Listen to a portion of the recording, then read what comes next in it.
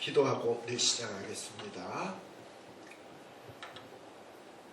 하나님 아버지 감사드립니다. 오늘 또 이렇게 토요일 오후 시간에 이곳에 인도하여 주시고 함께 하나님의 말씀을 공부할 수 있는 시간 주심을 감사합니다. 하나님의 말씀을 통해서 우리에게 향하신 뜻이 무엇이며 또 우리도 주님의 제자로서 어떻게 살아야 될지 말씀으로 분명하게 깨우쳐 주시고 늘 마음에 새기며 그 말씀대로 살아 훗날 주님 앞에 섰을 때 잘했다 칭찬을 받을 수 있는 우리 모두가 되게 하여 주시옵소서. 예수님 이름으로 기도드립니다. 아멘.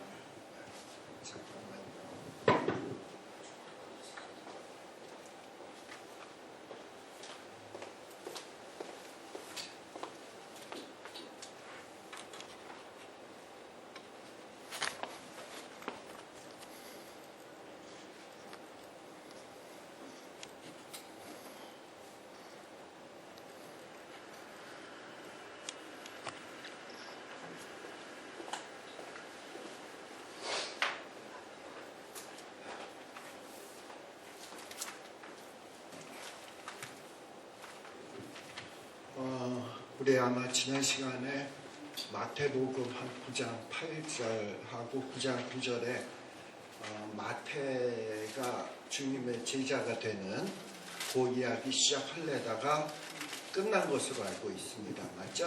네. 마태복음 5, 6, 7장은 우리 주님께서 특별히 제자들을 교육하신 내용인데 우리가 잘 아는 산상수훈을 가지고 제자들을 가르친 내용의 핵심, 그러니까 제자들을 여러 곳에서 가르쳤겠지만 그 상위에서 가르친 산상수훈의 내용이 제자도의 핵심이다라고 얘기할 수 있습니다. 그래서 이렇게 5, 6, 7장은 말씀으로 가르친 내용이고 그 다음에 8장, 9장은 주님께서 친히 예수님께서 가르친 내용들을 그 공생의 기간 삶 속에서 연약한 자, 병든 자, 버림받은 자, 소외된 자들을 돌아보시면서 그들에게 사랑을 베푸시고 은혜를 베푸시고 그리고 병을 고쳐주시는 이런 모습들이 소개가 되고 있습니다. 특별히 8장, 8장, 9장에는 여러 기적이 나오는데 이게 기적이 아무렇게나 기록되어 있는 게 아니라 트리오 형태로 되어 있다라고 했습니다. 그래서 세 가지 기적을 한 묶음, 한 트리오로 해서 세 개의 트리오가 등장을 한다 그랬어요. 그런데 우리는 지금 어디까지 마쳤냐? 두 번째 트리오까지 마친 겁니다. 세 개의 두 번째 트리오까지 마치고 그 다음에 이 두 번째 트리오가 마쳐진 다음에 이제 무슨 얘기가 시작이 되냐 하면 주님께서 마태를 부르시는 이야기가 시작이 되는 거예요. 자, 그래서 오늘은 이 마태를 부르시는 이야기부터 시작을 하도록 하겠습니다. 자, 예수님이 거기서 떠나가사 이렇게 돼 있어요. 거기서 떠나갔다라는 것은 아마도 우리 예수님께서 그 바로 전에 9장 9절 이전에 중풍병자를 고쳐주셨거든요. 그랬더니 그때 중풍병자를 고치시면서 내 죄 사함을 받았느니라 이러면서 중풍병이 나았거든요. 그랬더니 바리새인들이나 율법사들이나 이런 사람들이 저자가 과연 누구길래 참남하게 저렇게 죄사함을 받았느니라 이런 얘기를 할 수 있느냐 이런 일이 있었다 그랬죠. 아무튼 근데 죄사함을 받았느니라 했는데 병도 낫단 말이에요. 그러고서는 사람들이 깜짝 놀라게 되고 많은 무리들이 따르게 되었는데 예수님은 이제 거기에서 떠나서 이제 가시다가 누구를 만나냐? 마태라고 하는 사람이 세관에 앉은 것을 보셨다라는 거예요. 자, 지금 우리가 공부하고 있는 성경이 마태복음입니다. 근데 마태가 자기가 기록하면서 마태라고 하는 사람이 세관에 앉은 것을 보시고 그러면서 굉장히 객관적인 입장에서 자기가 부름받은 장면을 소개하고 있는 것을 보게 돼요. 예. 자, 그러면 이 마태라고 하는 사람은 누구인가? 마태는 세리입니다. 세리는 어떻게 보면 공무원입니다. 근데 이 당시는 유대 나라가 로마의 식민지하에 있었기 때문에 이 세리 공무원직은 로마의 관할하에 있는 사람이에요. 그래서 어떤 이스라엘 사람의 관원이 아니라 로마에 소속된 관원이고 또 세금 걷는 거 누가 좋아합니까? 그런데 세금을 걷는 관원이니까 절대 이스라엘 백성이나 유대인들에게는 좋은 평판을 받지 못하는 그런 사람입니다. 그러니까는 그런데다가 이 로마의 앞잡이 노릇하면서 이렇게 세금을 걷는 사람이다 보니까 얼마나 이스라엘 사람들이 수근수근거리면서 욕을 하겠어요. 그러니까 이 세리들은 그 당시 마태뿐만 아니라 다른 세리들은 어차피 욕 먹는 거 욕값이나 벌자. 욕 먹는 김에 욕값을 벌어야 될 거 아니에요. 그러니까는 욕값을 벌기 위해서 세금을 정상적으로 받아야 되는 것보다도 더 많이 붙여서 받아먹는다든지 그래서 뒤를 빼돌린다든지 이런 식으로 해가지고 어떤 불이한 이득들을 많이 취했습니다. 그러다 보니까 이 유대인들에게는 아주 증오의 대상이었죠. 우리 한국에는 우리 조국이라고 하시는 분이 이제 법무부 장관을 딱 그만두자마자 문재인 대통령이 사표 수리 딱 하자마자 20분 안에 서울대 복직 신청해가지고 왜냐하면 15일까지 15일 몇 시까지 그거를 복직 신청을 하고 한 달치 월급을 받는데요. 한 달에 15일 이상 결석을 하면 그달 월급을 안 주는데 15일 미만으로 결석을 했을 경우에 한 달치 월급을 받는다네. 그러니까는 요 15일이 되기 한 20분 전에 이거를 팩스로 해가지고 복직 신청을 해서 한 달치 월급을 다 받고 또 저쪽에 법무부 장관 하다가 그만뒀으니까 일한 만큼 받고 그래가지고 한 달을 알뜰하게 나라에서 돈 받고 대학에서 돈 받고 해서 그건 이전에 그건 울산대랑 동국대에서 그거는 오래 전에 이거는 최근에 그러니까는 이 조국이라는 분은 욕을 많이 먹었잖아요 그동안 그러니까 어차피 욕 먹는 거 이래도 욕 먹고 저래도 욕 먹는 거 욕값을 벌어야 될 거 아닙니까? 지금 그래서 제가 욕값 얘기하다가 이 얘기를 했는데 세리들이 그러했단 말이죠. 어차피 욕 먹는 거 욕값을 벌어야 될 거 아니야. 그러니 이스라엘 백성들 입장에서는 이 세리를 얼마나 벌어지만도 못하게 여기겠습니까? 근데요 사람이 자기를 벌어지만도 못하게 여기면 그 당하는 사람은 저 인간들이 나를 지금 증오하고 있구나 나를 욕하고 있구나를 다 알아요. 마태도 알아요. 자기가 지금 얼마나 욕을 먹고 있고 사람들이 자기를 싫어하고 있으며 증오하고 있는지를 알아. 그렇기 때문에 어떤 모임이나 어떤 이 소셜 사회 소사이어티에 이렇게 들어가는 게 부담이 될까요? 안 될까요? 안 되지. 부담이 많이 되지. 그러니까 사람들 모이는데도 가지 못하고 기껏 모여봐야 자기랑 동종 직종에 종사하는 세리들하고나 친하지 다른 사람하고는 전혀 이렇게 어울릴 수가 없었을 겁니다. 그러다 보니 어떨 때는 욕값은 벌긴 벌지만 글쎄 이게 욕값을 벌면서 썩 기분이야 좋겠습니까? 그리고 또 때로는 인생이 이게 뭐냐, 나 이렇게 욕이나 처먹고 살다가 이러고 가는 건가 하면서 여러 가지 인생의 씁쓸함들을 많이 느끼고 있었지만 뭐 그런 어떤 고민을 누구에게 토로하기도 뭐하고 뭐 그러면서 끙끙 앓면서 살고 있었을 거예요. 그런데 뭐 마태도 귀가 있으니까, 그리고 로마의 공무원이 되려면 굉장한 나름대로 그 지적 수준이 높은 사람이지 이 그냥 무식한 사람이 아니란 말이에요. 마태는요. 그렇죠. 마태복음 자체가 굉장히 이게 명문입니다. 바울서신하고 마태복음도 그렇고 이게 명문이에요. 근데 이 마태가 굉장히 지적 수준도 있는 사람이기 때문에 사회 돌아가는 얘기도 많이 알고 있고 뉴스에 대해서도 많이 알고 있었어요. 근데 당시의 뉴스의 핵심에는 항상 누가 있냐? 이 갈릴리 지역에서는 단연 예수님이 뉴스의 핵심이 있었거든.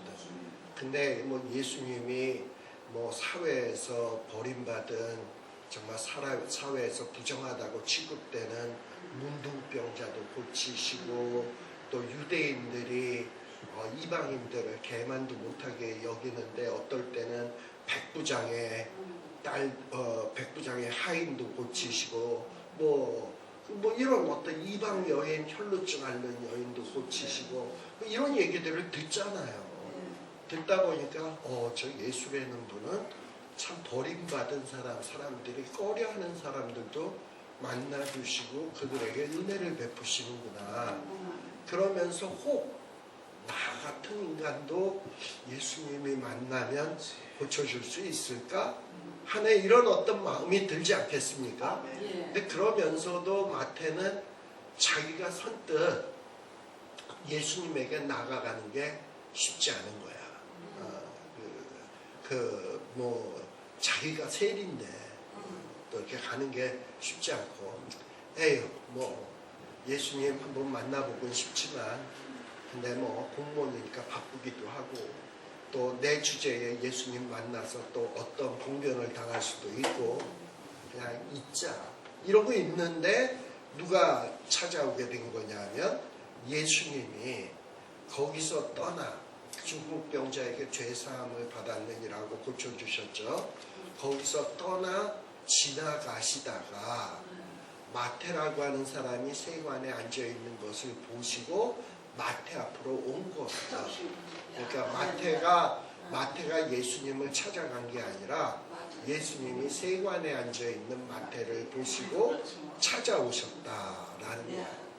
만일에 이렇게 마태가 예수님에 대해서 상당히 궁금하게 여기고 저 예수님이 나를 만나도 멸시하지 않을까 이런 생각을 했는데, 그 예수가 자기 앞에 와서 딱 섰을 때 그 어떤 충격, 놀람 이런 것들이 있지 않겠어요? 그럴 것 같아요. 그러면서 그 예수님이 딱 앞에 서더니 야, 너 나를 쫓아라. 일어나 쫓아라. 딱 요 말 한마디 하셨어요. 뭐 다른 얘기한 거 없고. 근데 마태가 벌떡 일어나서 쫓은 것을 볼 때 마태는 자기가 이 세리 욕값을 벌고 있지만 거기에서 전혀 인생의 어떤 행복감 같은 거는 느낄 수가 없었고, 보람도 느낄 수 없었고, 또 자신의 삶에 대해서 그렇게 기쁘지 않았던 것 같아요. 많은 갈등과 번민 속에 있었고 사람들의 냉대와 질시 속에 살고 있었는데 아무도 자기를 찾아오지 않고 욕만 하는데, 그 당시 어떤 그 사회의 모든 뉴스의 핵심이 되는 그 유명하신 분이 자기를 찾아와서 자기를 제자 삼겠다고 하니까 이게 마태에게는 너무나 충격이고 너무나 감격스러운 일이죠. 그래서 마태는 그냥 뭐 전혀, 여기에 보면 아주 문장이 굉장히 심플해. 세관에 앉은 걸 보시고 이르시되, 여기까지는 말이 아니죠. 예수님이 한 말은 뭐예요? 나를 쫓으라. 딱 두 단어예요. 나를 쫓으라. 그랬더니 마태는 말한 것도 없어. 일어나 쫓으니라. 얼마나 무미건조합니까? 그러니까 즉각 따른 거예요, 이게. 근데 이 즉각 따랐다라는 것이 이게 매우 놀라운 일입니다. 물론 마태가 예수님에 대해서 알고는 있지만 그래도 마태는 지적인 수준도 교육도 받은 사람이고 로마에서 인정받아서 공무원으로 일하는 사람이고 예수님은 당시에 뭐 그렇게 대단한 직업도 아니고 저기 하급 직업인 목수의 아들이고 목수일하는 사람이고 예수님의 학벌은 무학 학교 다닌 것도 없잖아요. 네? 무학 뭐 그런 거고 그리고 나이적으로 볼 때도 예수님은 지금 갓 30이거든요. 근데 마태는 공무원 생활을 꽤 많이 했으니까 아마 예수님보다 나이가 있지 않았을까 싶어.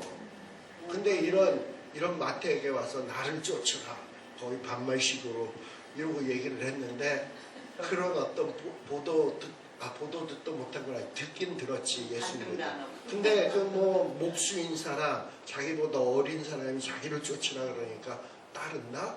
이거는 보통 일이 아니라 이 말이에요. 여러분 마태가 아마 예수님에 대해서 상당히 많은 정보를 알고 있었고 관심을 가졌고 그러나 따르고 싶지만 나 같은 게 어떻게 감히 나랑은 다른 세계 사람이야 이런 어떤 딱 선을 긋고 살고 있는데 이런 마태를 찾아오셨다라는 거예요. 그리고 이 마태는 그런 예수님을 확 따랐다라는 거예요. 그러니까는 뭐 전혀 어떤 토달지 않냐고. 근데 이런 비슷한 모습을 제가 지난 시간에 또 끝부분에 약간 얘기했습니다만 우리 베드로와 안드레 그 다음에 요한과 야고보 갈릴리 바닷가에 가서 베드로 보고 또 요한 보고 나를 쫓으라 그러지 않았습니까? 그랬더니 그물을 버려두고 배를 버려두고 또 심지어는 부모를 버려두고 쫓았다라고 얘기를 했단 말이에요. 그러니까 이 베드로와 요한 야고보도 대단한 결단을 보인 것 같습니다만 가만히 따져보면 누가 더 대단한 결단이냐 마태가 더 대단한 결단입니다. 왜냐하면은 베드로와 요한은요 지금 모든 것을 버려두고 이렇게 주님을 따랐지만 나중에 주님에 대해서 실망하니까 얘네들은 다시 업으로 돌아가서 고기 잡는 일을 했습니다.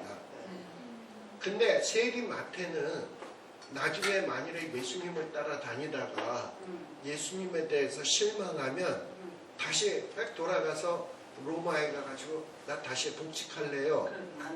조국 씨처럼 팩스를 딱 보내서 다 복직하겠습니다 하면 받아줄까요?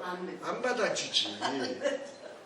그러니까는 이 마태는 세리직을 버렸다는 건 완전히 이제 돌아갈 수 없는 강을 건넌 거예요. 근데 베드로와 요한 야고보는 돌아갈 수 있는 강이야. 그러니까는 훨씬 더 이 마태의 결단이 대단한 것이다 라는 겁니다. 자, 그러고서는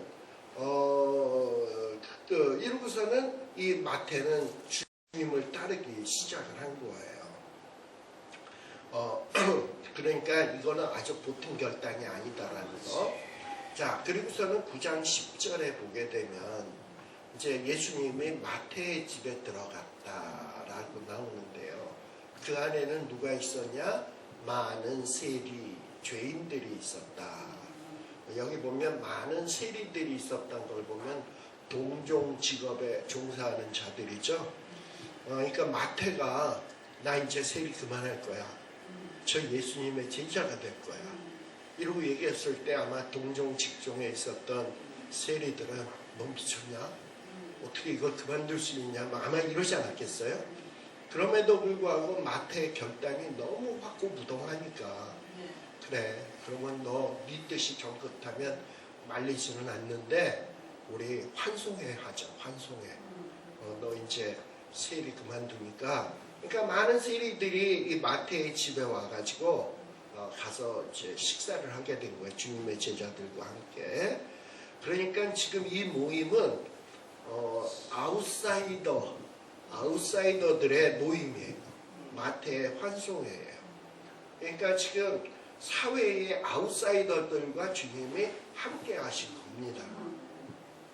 그러다 보니 11절에 그 사회의 지도층인 바리새인들이 이런 예수님을 보고, 그러니까 이 바리새인들도 지들이 지도층이지만 예수님이 워낙에 인기와 명성을 몰고 다니니까 자기네들이 지도자라 하면서도 위협을 느끼면서 예수님은 늘 워치하고 타고 있었던 것 같아.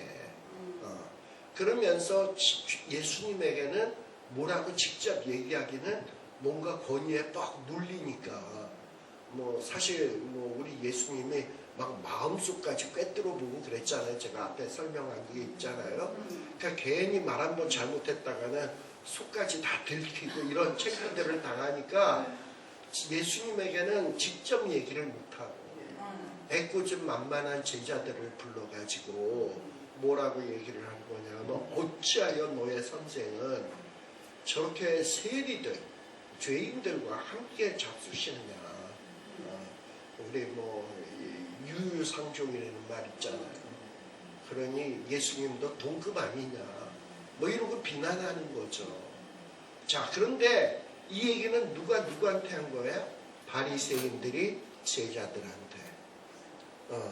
근데 이 얘기를 누가 들었다? 근데 이거 뭐 예수님 들리게 했겠습니까? 안 들리게 했는데 예수님 그걸 딱 들으시고 이 바리새인들을 향하여 뭐라고 얘기하는 겁니까? 건강한 자에게는 의원이 쓸데없고 병든 자에게라 쓸데가 있다라고 얘기를 하고 있는 거예요. 그러면서 예수님이 중요한 성경을 하나 언급합니다. 13절. 너희는 가서 내가 긍휼을 원하고 제사를 원치 아니하노라 라는 말씀을 하시는데요.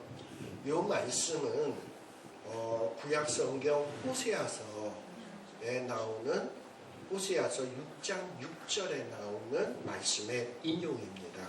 한번 호세아서 6장 6절의 말씀을 한번 보세요.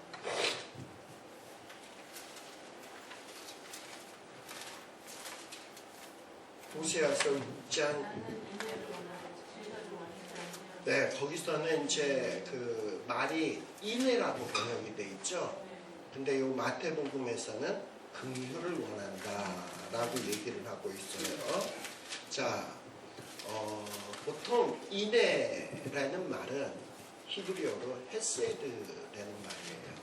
헤세드라는 말인데, 이 말은 특별히 어떤 충성을 얘기하는데, 강자가 약자에게 보이는 충성입니다.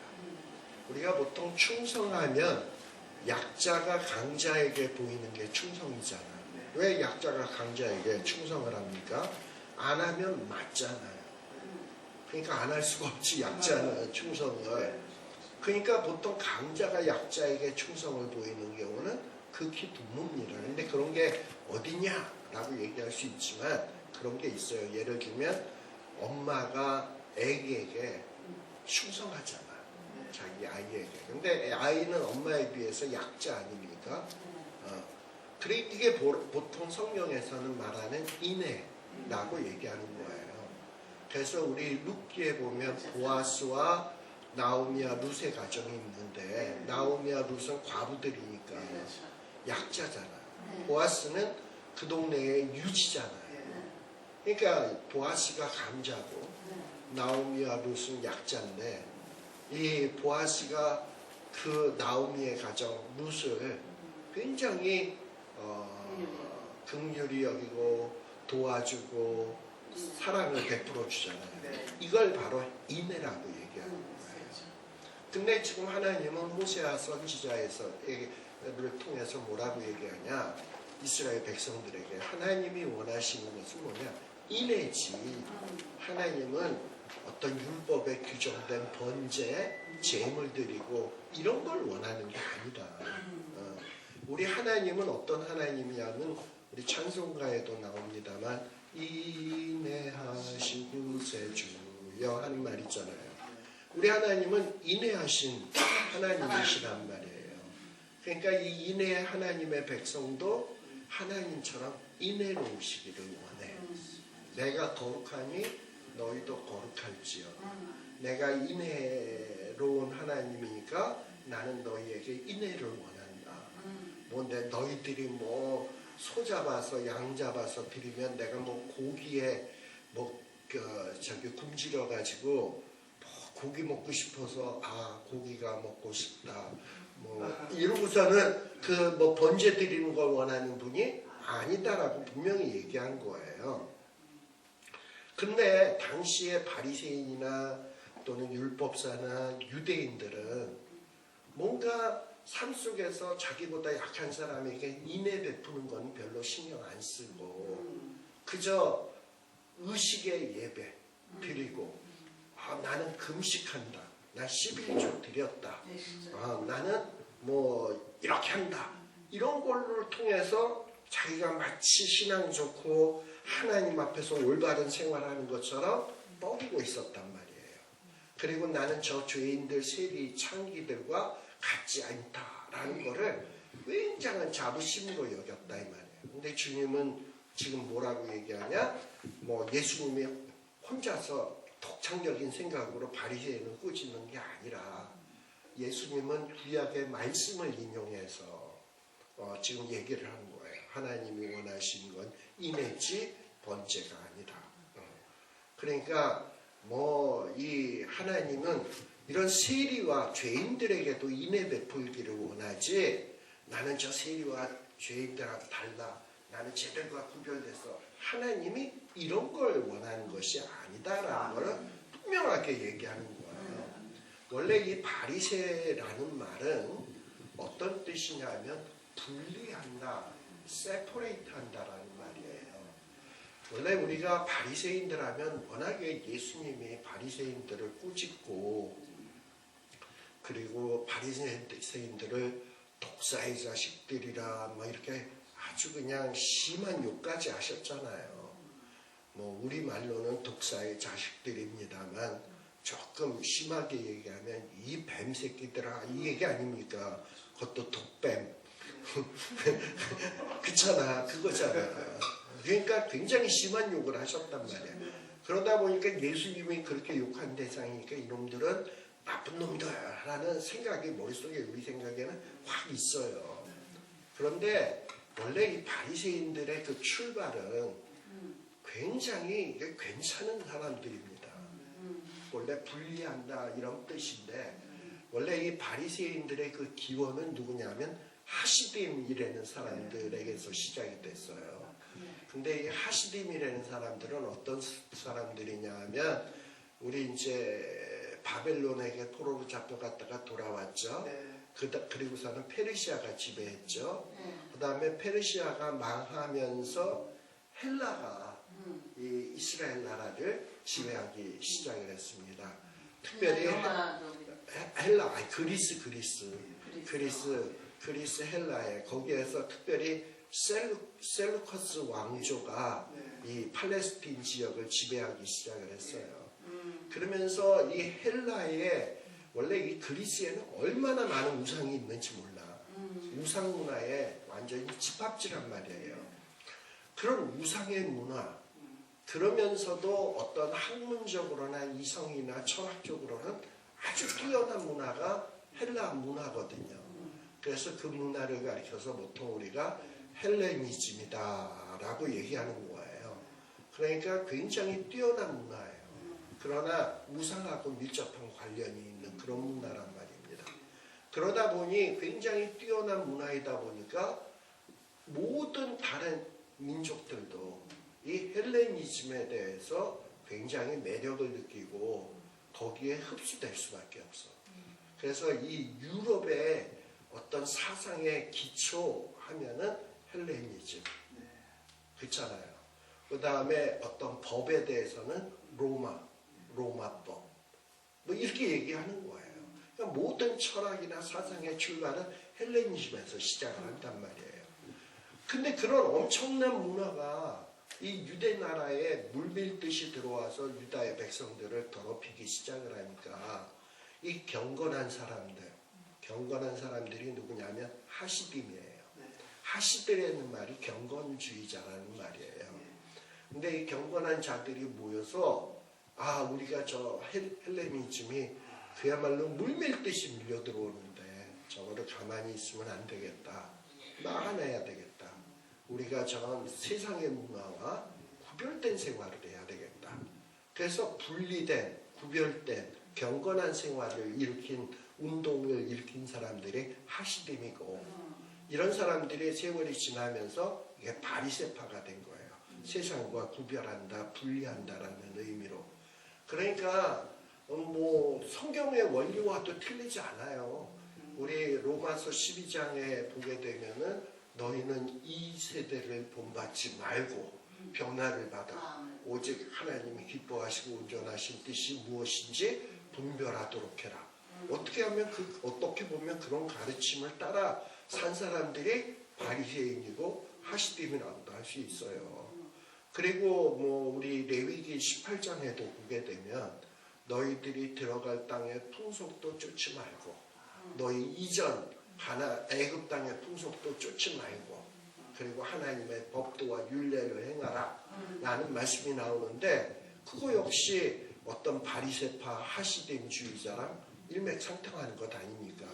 그러니까 이 바리새인들은 그 시작은 굉장히 경건하고 아주 정말 이스라엘 나라의 그 율법의 정신을 이 대대손손에게 전달해 오는데 큰 공헌을 한 사람들의 틀림이 없습니다. 그러다 보니 많은 사람들이 바리새인들을 존경했고요. 그리고 그들이 지도자적 역할을 했고요. 그런데 이런 권력이나 높은 자리에 오래 있게 되다 보면 그게 꼭 부패를 해요. 처음에는 이들이 그렇게 좋게 시작을 했는지 모르지만 사람들이 칭찬하고 존경하고 이러다 보니까 이 인간들이 타락한 거야. 그러면서 속으로는 경건 안 하면서 그냥 입으로만 경건한 척, 겉으로만 거룩한 척 했던 사람들이 이 바리새인들이었습니다. 자, 그런데 그러다 보니까는 이 바리새인들은 자기네들이 굉장히 의인이라고 생각을 했고, 그런데 우리 예수님은 분명하게 얘기하는 거죠. 나는 의인을 부르러 온 것이 아니다. 나 죄인 부르러 왔다. 그리고 하나님이 원하시는 것은 인내지 제사, 어떤 겉으로만 보이는 이런 제사가 아니다 라고 분명하게 얘기를 하고 있는 거예요. 자, 그래서 여기 14절에서부터 17절에 나오는 내용도 비슷한 내용입니다. 언제 조금 얘기가 달라졌는데 9장 14절에 보면 그때에 라는 말로 시작이 돼요. 자, 이 그때에 누가 나오느냐? 요한의 제자들이 있어요. 이때 이 요한은 세례 요한을 얘기하는 거죠. 그러면서 요한의 제자들은 우리와 바리새인들은 금식하는데 너희는 어떻게 이렇게 잔치만 하고 처먹고 있냐? 그것도 누구랑? 세리랑 죄인들이랑 뭐가 좋다고? 이러고서는 아주 곱지 않은 시선으로 지금 비난을 하고 있는 거죠. 자, 그러면서 우리 예수님은 이들에게 뭐라고 얘기하냐? 혼인집 손님들이 신랑 신부랑 함께 있는데 거기서 아이고 하고 슬퍼할 수 있겠냐? 라는 얘기를 하는 거예요. 사실 이 유대인들에게는 금식일이 있습니다. 5월의 금식, 7월의 금식, 10월의 금식, 이런 금식일들이 있어요.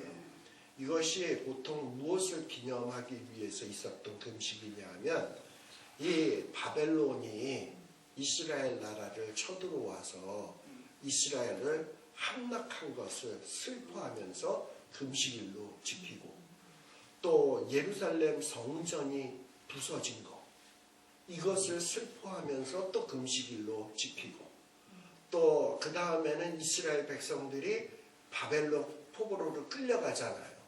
그럼 끌려가는 것을 슬퍼하면서 또 금식일로 지키고, 이제 이런 거예요. 그러면서 이스라엘이 타민족에게 짓밟히고 억압된 것을 슬퍼하면서 이 나라를 불쌍히 여기소서 하고 하나님 앞에 자기네들의 그 슬픈 마음을 표현하는 것을 보이기 위해서 금식일로 지킨 거고, 그리고 이 금식하는 것은 무슨 대단한 경건, 거룩함의 신앙의 표현으로 생각을 했단 말이에요. 근데 이들이 이렇게 금식을 하면서 어떤 바라는 게 있을 거 아니야.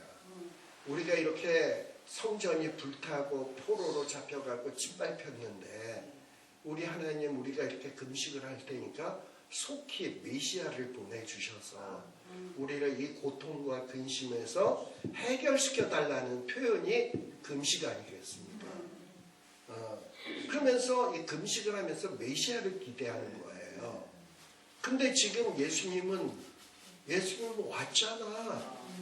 와서 지금 병자를 고치고 있고 세리처럼 욕먹고 천대받는 사람들의 친구가 되어주시고, 갇힌 자와 간에 갇힌 자, 또 갇힌 자를 해방시키시고, 저는 자, 병든 자를 고쳐주시고, 귀신 들린 자를 쫓아내주시며, 구약성경에 메시아가 해야 될 일들을 지금 예수님이 손수 지금 하고 있잖아요.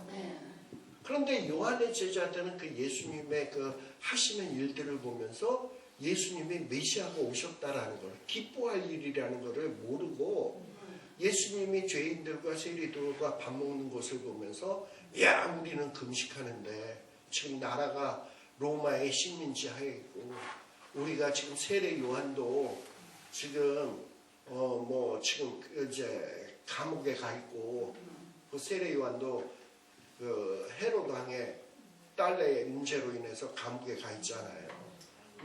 그러고 있는데, 예수님은 그냥 맛있는 거나 먹고 있고, 이게 뭐냐, 이러고 얘기를 하는 거죠. 바리새인들도 마찬가지고. 근데 예수님은 자신이 메시아인 걸 너무 잘 알잖아.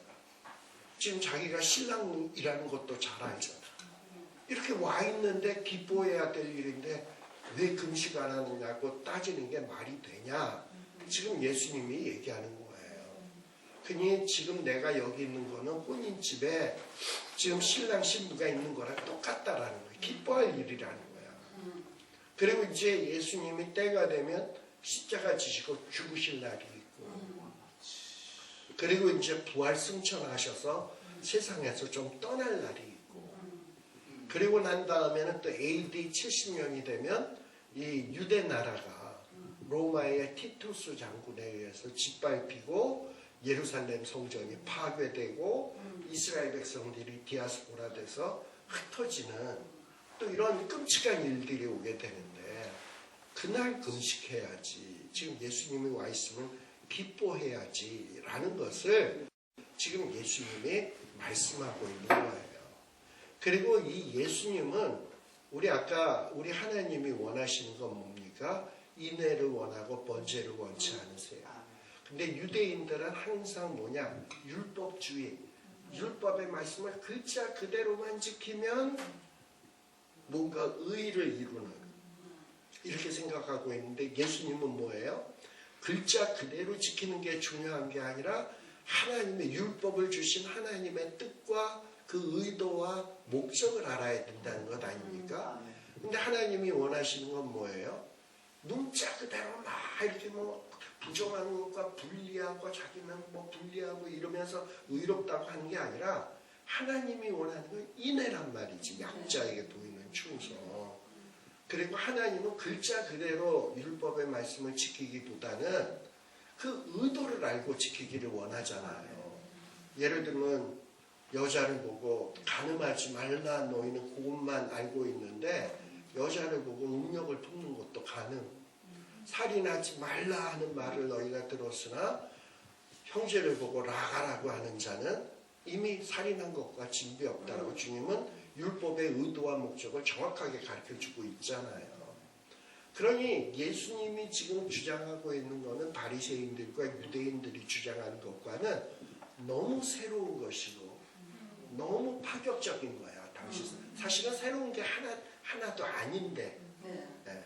그러다 보니까 예수님의 가르침을 듣고서 듣는 무리들이, 와, 예수님의 가르침은 참 기이하다, 놀랍다, 자기네들이 여태까지 들었던 율법사 바리새인들의 것과는 전혀 다르다, 이러면서들 놀랬잖아요. 그러니까 예수님의 가르침과 지금 바리새인의 가르침은 전혀 다르습니다. 그러면서 주님은 16절에 뭐라고 얘기하냐면 생배조가 그 다음에 새포도주 이런 얘기를 합니다. 생배는 아주 새로운 천을 낡은 배조각에다가 붙이지 않는다. 그러면 이게 서로 강도가 달라가지고 낡은 거는 강도가 약하니까 이렇게 하다 보면 또 찢어질 수 있고 이러면 더 이상하게 되니까 강도가 비슷한 것 같이 이렇게 있어야지. 그 다음에 새 포도주와 낡은 포도주 부대 이것도 같이 넣는 법이 없다. 그러면서 뭔가 예수님의 지금 이 가르침은 유대인의 가르침하고는 전적으로 다르다. 그런데 사실은 전적으로 다른 것은 아니에요. 워낙에 예수님의 가르침이 워낙에 옳고 그들이 잘못됐기 때문에 지금 이렇게 느껴지는 거죠. 그러면서 예수님이 지금 자신이 하는 이 땅 위에 오신 의미가 무엇이며 또 예수님의 가르침에 얼마나 바리새인의 의보다도 뛰어난가 하는 것을 지금 분명히 말씀하고 있는 겁니다. 자, 그러면서 지금 자기를 따라오는 제자 마태에게 무슨 얘기를 하고 싶은 걸까요?